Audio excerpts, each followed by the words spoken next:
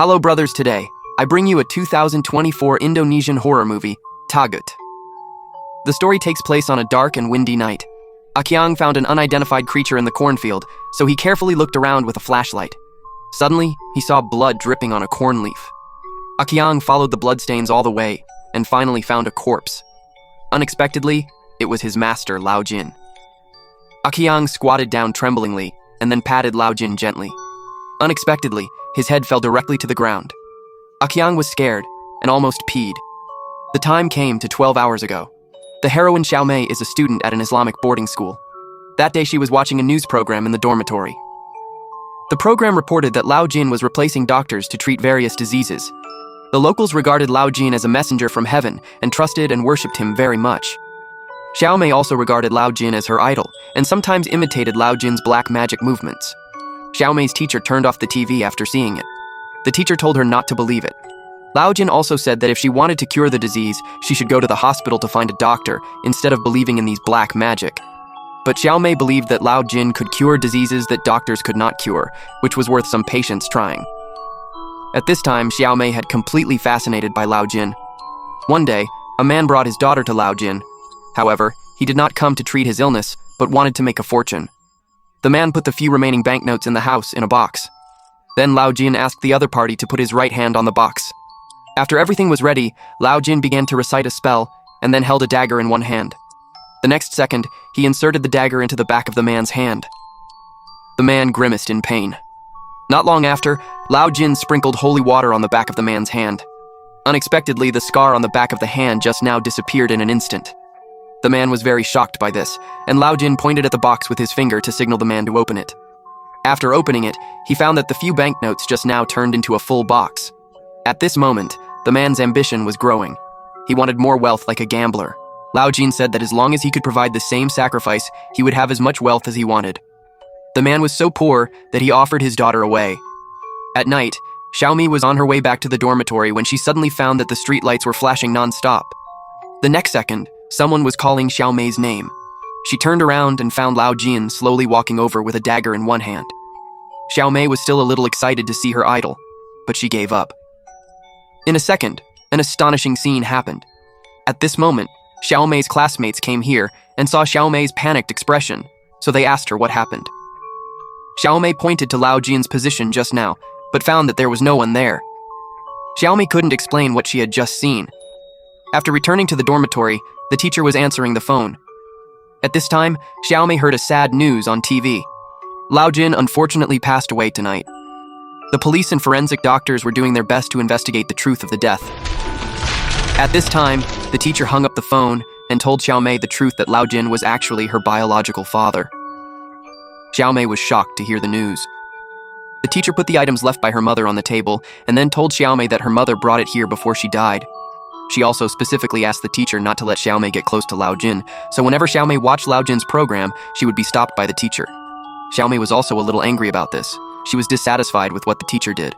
Why did he tell her the truth now? Xiao Mei opened the things left by her mother and found a stack of money and some valuable jewelry, as well as a few photos of her parents.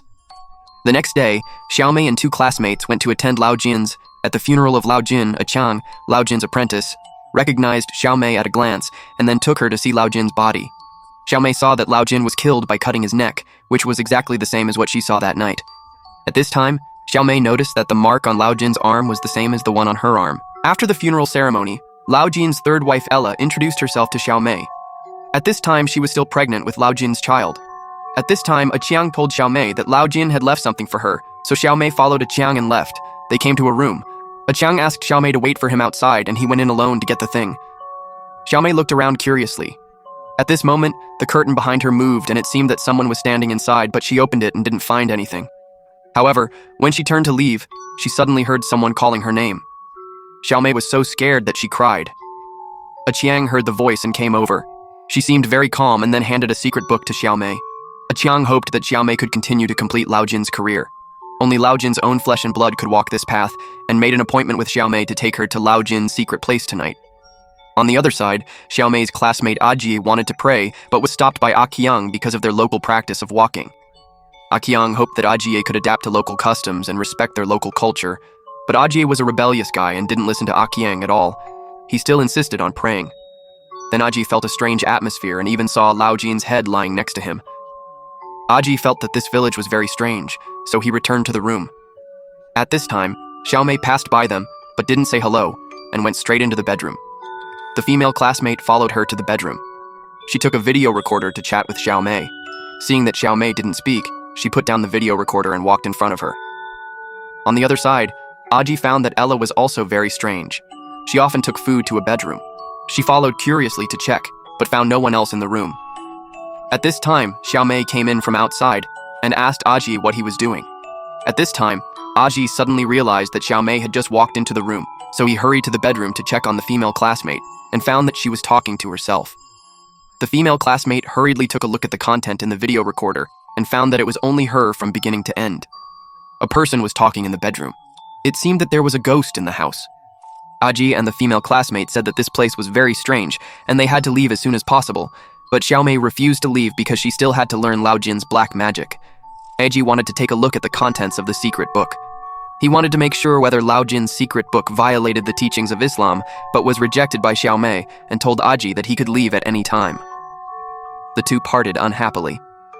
On the other side, Ella returned to the room. It turned out that the food she had taken before was for the little boy. He was the child of Lao Jin and his second wife, but the second wife died young. The little boy was raised by Ella since he was a child. The boy also regarded her as his biological mother. At night, Ella was lying on the bed sleeping. Suddenly, the quilt was inexplicably pulled to the ground. He got up with difficulty with his pregnant belly and found that there was a person sitting in the quilt. Ella slowly lifted the quilt and it turned out to be a little boy. He asked Ella to hide quickly because Lao Jin would be back to find them soon. Sure enough, Ella saw someone walking in through the gap. The next second, Ella was awakened by a nightmare. On the other side, Aqiang brought Xiaomei to Lao Jin's secret base. He told Xiaomei that Lao Jin was here practicing black magic has cured countless people's diseases. The next task needs Xiaomei to inherit and continue to benefit the villagers. After saying that, he took out a dagger and directly inserted it into the back of Xiaomei's hand and foot. Aqiang asked Xiaomei to chant the spell with him. At this time, Xiaomei's mind appeared the picture of a little boy holding Lao Jin's head and sitting on the ground, suppressing her tears. Then a monster covered in blood was filling Xiaomei's blood. Xiaomei was so scared that she didn't dare to look down at him. Aqiang felt relieved as if he had completed a task. The little boy at home seemed to sense that something was wrong with Xiaomei. He woke up from his sleep and came to the street. He saw Xiaomei walking slowly as if she had lost her soul. So the little boy found the elder sister and told her that the evil spirit had entered Xiaomei's body. The little boy finally reminded the elder sister that if she wanted to know what happened in this village, she should go to the prayer master to chant Islamic prayers. On the other side, Xiaomei woke up and found herself lying on the bed unexpectedly. She looked at her hands and feet and indeed had piercing scars. At this time, the elder sister listened to the little boy's reminder. She had always been very curious about this village, so she began to recite a few scriptures in the early morning. Unexpectedly, Xiaomei and the villagers heard. After that, they all began to feel headaches and covered their ears. However, when Aji was halfway through reciting, she seemed to be stopped by the evil spirit and the prayer was suddenly stopped. The villagers calmed down. Aqiang realized that it must be Aji who was causing trouble, so the next day Aqiang took the villagers to find Aji and strongly demanded that she leave the village. Not long after, several people gathered together to talk about the village. Xiaomei was very curious about what secrets this village was hiding. There was a prayer master in the village, but they were not allowed to pray. The little boy told Xiaomei that she had memorized a curse and her legs had a strange disease. Her mother was sacrificed to the evil spirit after giving birth to her, and the same happened to Xiaomei's mother. The next person to be sacrificed was Ayla. Suddenly, Xiaomei began to bleed from her nose. She had been controlled by the evil spirit and told them that her father had done nothing wrong, and then left the room. The next day, Aji and her female classmates were about to leave the village, and the little boy suddenly stopped them. She took out the sorted information and handed it to them. The little boy had been isolated because of his inconvenient legs and feet, which gave her time to understand Lao Jin's situation. She found that Lao Jin worshipped evil spirits very much. This also gave her the black magic to heal the dying and the wounded, so that the villagers all believed in her and relied on her. At night, Xiaomei, who seemed to have lost her soul, walked slowly into the village. Many villagers followed her curiously. Then a woman with a disabled arm walked in front of Xiaomei. Xiaomei followed Lao Jin's movements and began to treat him. Unexpectedly, she healed the woman's arm in a short while. Now everyone began to worship Xiaomei. The little boy returned home quickly and robustly. She told Ayla that the evil spirit had returned.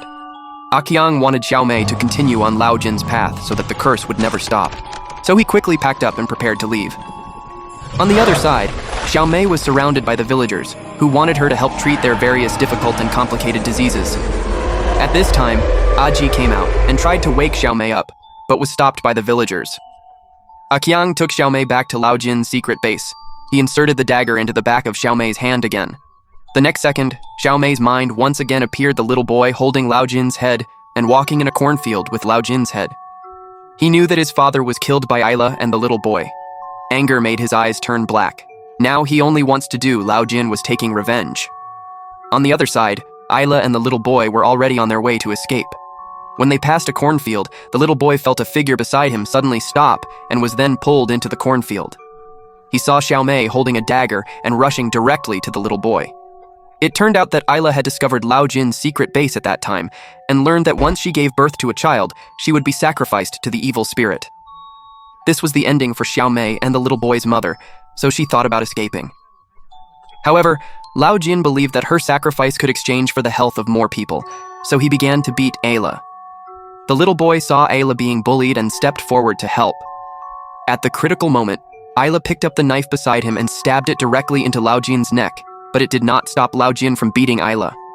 The little boy picked up a steel bar and stabbed it into Lao Jin's neck again. This time, Lao Jin finally got a box lunch. At this moment, Xiaomei was killing Ayla and the little boy in the cornfield. Fortunately, Ayla dragged Xiaomei's legs, giving the little boy time to escape. Just after she ran for a while, Aji and the female classmate appeared in time to rescue the little boy. With help, the little boy took the two of them to remove Ayla's feet and returned to the original place and found Ayla and Xiaomei were both missing, so they decided to go back to Lao Jin's house to see if there was any book that recorded the way to deal with evil spirits. At this moment, Xiaomei was dragging Ayla walking on the streets of the village. Finally, Aji found a way to deal with evil spirits from a book. To kill evil spirits, they needed their descendants or people with the same bloodline. This meant that the little boy could kill the evil spirits, but now the evil spirits were in Xiaomei's body, so killing the evil spirits would also kill Xiaomei. Aji did not agree with this approach, so he could only think of other ways. Finally, Aji discovered that chanting Islamic teachings could also work. No wonder Aqiang had tried every means to stop him before. At this time, Xiaomei had dragged Ayla's body outside their house, then picked up a big stone and smashed it hard on Ayla's head in front of everyone. Aji stepped forward to stop them. Other villagers also came to help and tied her to a tree with a rope. At this time, Xiaomei had completely lost her mind. She could not control the evil spirit like Lao Jin did. Aqiang wanted to wake Xiaomei up, but it was too late. The next second, Xiaomei strangled her neck with her mind. Everyone present was scared to death. The evil spirit in Xiaomei's body said that no human can defeat her. This is when Ajie thought of Islamic teachings, so she took the lead in reciting the scriptures. Unexpectedly, this trick worked a little. Xiaomei began to feel pain. Suddenly, everyone heard a woman scream coming from the house, so Ajie and the villagers went in to check. They saw that there was a secret room inside. There were countless sealed cloth bags hanging on the ceiling. After they were unsealed, they found that they were all women that Lao Jin had captured before. However, once the sealed cloth bags were unsealed, the evil spirits could devour their souls. As a flash of lightning broke through the ceiling, Xiaomei suddenly disappeared and then instantly moved in front of Ajie and the others. The women who came out of the cloth bags immediately knelt down in front of Xiaomei, and Xiaomei forced Ajie and the others to kneel down as well. Fortunately, Ajie had a strong willpower. He insisted on reciting Islamic scriptures, which made Xiaomei feel extremely painful. Finally, she fell to the ground and kept twitching. The evil spirit finally left Xiaomei's body. On the next day, the villagers buried the bodies and the secret book was handed over to the teacher and sealed up. The film ended here. Well, the above is all the content of the 2024 Indonesian horror movie Taghut. Thank you for watching. See you in the next video.